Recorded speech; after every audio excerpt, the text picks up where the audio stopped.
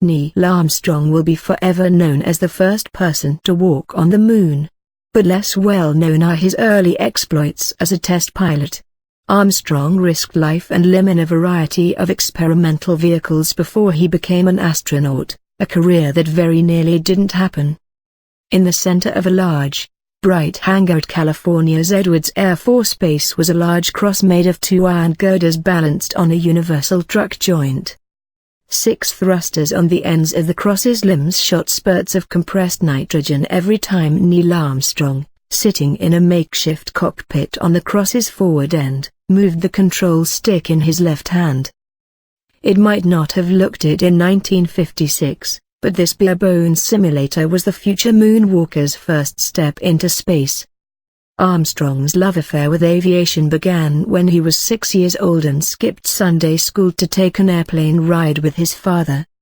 Inspired, Armstrong devoured books and magazines about flying, built model airplanes, and eventually earned his private pilot's license at 16 before he even learned to drive.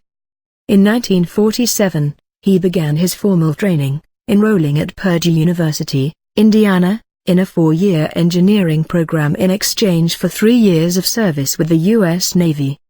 It was an interesting time for aviation. Just a month after Armstrong started college, U.S. Air Force pilot Chuck Yeager broke the sound barrier in the rocket-powered Bell X-1. It seemed to Armstrong that he was entering aviation too late. The aircraft he'd fallen in love with growing up were being replaced by rocket-powered designs, and there were no new records to break. But it was exactly the opposite. The advent of rocket-powered flight opened a new era of flying where aviators had to be both pilots and engineers testing experimental aircraft in real time in the sky. And the best place for this new breed of pilot-engineer was the National Advisory Committee for Aeronautics, NACA, America's leading body for aviation research. Degree in hand and 3 years flying in the Korean War under his belt, Armstrong arrived at the NACA's high-speed flight station at Edwards Air Force Base in 1955.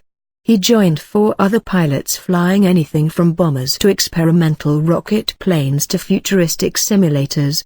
The simulators included the Iron Cross. Traditional airplanes have flight control surfaces, ailerons, rudders, and elevators move a plane by pushing against the air as it flies. But a rocket plane flying above the atmosphere has no air for these surfaces to push against. Instead, they used reaction controls, small jets of compressed gas that nudge the airplane in a near void to maintain its orientation. It was a kind of flying Armstrong needed to learn. He was training to reach the fringes of space in the X-15. The X-15 was a joint NACA Air Force vehicle incepted not long before Armstrong arrived at Edwards to answer questions about how a man would fare flying hypersonically, faster than Mach 5 or 5 times the speed of sound, at altitudes so high that landing would be a close comparison to returning from orbit. Just 15 meters, 50 feet, long with a 7 meters, 23 feet, wingspan. The X-15 was launched from underneath the wing of a B-52 bomber so it could conserve all its fuel for either a high-altitude or a high-speed run. Armstrong only flew 7 missions in the X-15, reaching a top speed of Mach 5.74 and a peak altitude of 63 kilometers, 39.2 miles. He didn't reach space. The cutoff of space was set at 80 kilometers, 50 miles. But he was already on his way there. In the early 1960s, the Air Force's next step after the X-15 was to fly in space in a vehicle eventually called Dinosaur. Another joint program with the NACA that was transferred to NASA when it was established in 1958, Dinosaur was a flat-bottomed, roughly triangular-shaped glider designed to launch vertically atop a Titan missile. It would circle the Earth before firing its engines against its direction of travel to start its fallback through the Earth's atmosphere. From there, the pilot would land it like a regular airplane on a runway. And Armstrong was one pilot selected to fly it into space, but first he had to figure out how to save himself and his fellow astronauts from an exploding launch vehicle. In launch configuration, The dinosaur glider was oriented with its nose up, meaning that if the pilot ejected he would be expelled laterally and his parachute wouldn't have time to open before he hit the ground.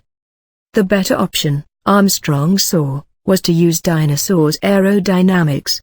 He reasoned that if the glider's engines could launch it away from an exploding rocket, any skilled pilot would be able to land it safely. Theory in hand, Armstrong put it to the test. In a Douglas 5FT Skylancer fighter jet modified so that its aerodynamics mimicked the dinosaurs, he flew it low over the desert terrain until he reached a square painted on the ground to represent a launch pad. At that moment, he pulled the aircraft's nose up to begin a steep climb to about 2,130 meters, 7,000 feet, which was roughly the altitude that the dinosaur's engines would carry it to. From there, he did what any pilot would naturally do. He pulled the plane over in a loop and rolled it upright before making a smooth unpowered landing on a strip drawn on the desert floor to represent a runway. It was a maneuver Armstrong later said he was happy he never had to fly in a real dinosaur. Both the X-15 and the dinosaur dealt with technologies ahead of their times, but neither was the most experimental program Armstrong was involved in while at Edwards.